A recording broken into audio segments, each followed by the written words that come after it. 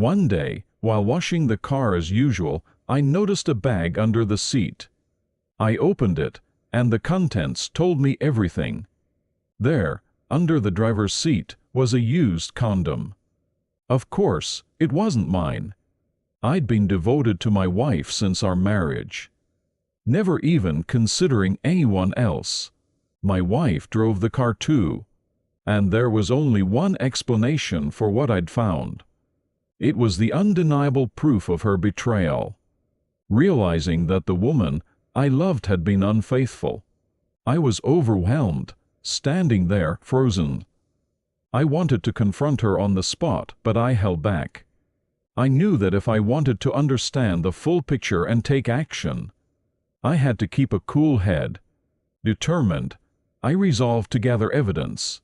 Slowly, a quiet but fierce fire of revenge ignited within me. I hired a private investigator to look into her actions.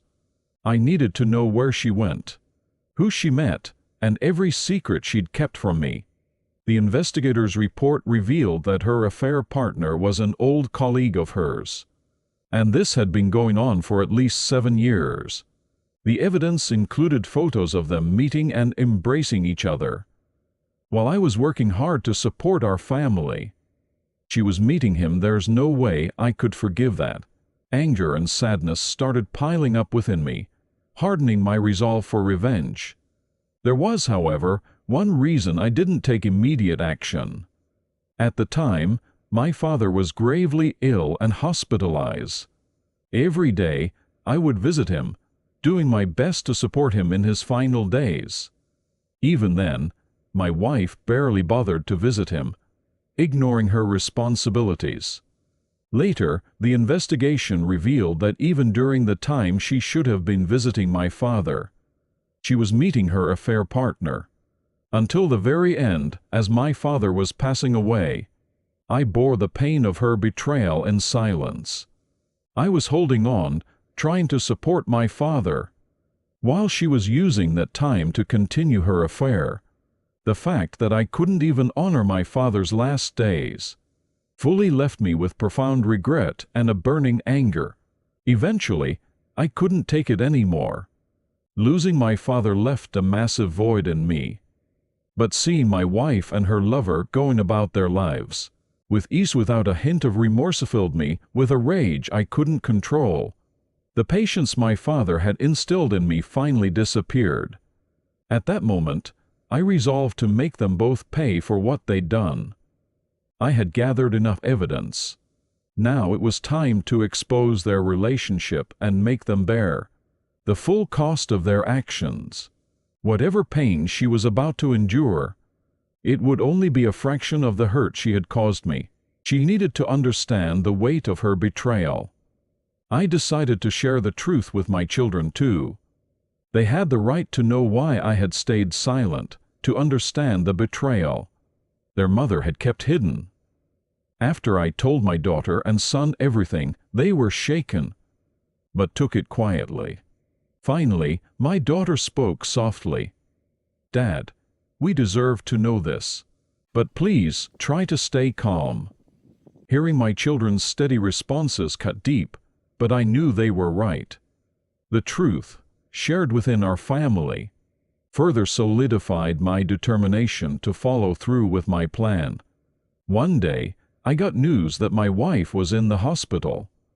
She had suffered a bad fall and was hospitalized. Of course, I knew it had happened on one of her dates with her lover. She must have been running late, fussing with her appearance, and ended up rushing and hurting herself. Now she was demanding that I visit her, bringing her the things she needed. When I entered her room, she greeted me with an annoyed expression, complaining, "Why haven't you come to visit? I can't stand your coldness anymore." In that moment, something inside me snapped. I looked her straight in the eye and said, as calmly as I could, "When my father was hospitalized, you never bothered to visit him. Do you remember what you were doing back then?" Her eyes widened briefly in surprise before she quickly looked away. I pulled out the stack of evidence of the photos. the messages and placed them in front of her. 7 years of lies, 7 years of betrayal. All while you tore apart our family. And now you have the nerve to call me cold? If you think I've been cold, just wait, I'm only getting started. As she took in the photos and texts, her face turned pale, and tears began to stream down her cheeks. But my gaze was unyielding, and she couldn't utter a word in her defense. At that same moment, I had arranged for her lover to meet us at the hospital. When he walked in and saw what was happening, he too paled and started begging me, "Please, don't tell my work, don't tell my family." He knew his future was crumbling before him. And he knelt, pleading with tears in his eyes, desperate for me to spare him. But I looked down at him with nothing but contempt. He was the man who had destroyed my family. Paying the price was the least he could do. Whatever regrets he might have, it was far too late. After I exposed everything, she lost everything she'd ever had.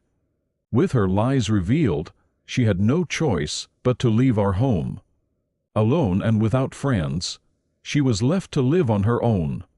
Both family and friends abandoned her, and she spent her days in isolation.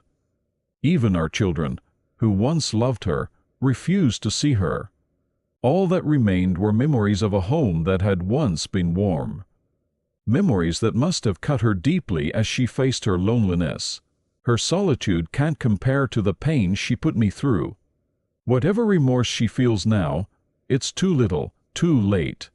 In the end, they each taste only a fraction of the despair I had to endure. But even that, I'd say, is too light a sentence. They now live in isolation, both weighed down by their guilt. The happiness they once thought they'd have is forever gone, replaced only by the dry, empty days of guilt and regret. And as for me, I've started walking my own path, away from the shadows they cast. They'll live with regret and debts to pay for a long time yet. Just recently, my youngest daughter got married. Somehow my ex-wife found out and tried to come, begging and crying. But my daughter wouldn't have it. As for me, I'm well. I live my life in peace now.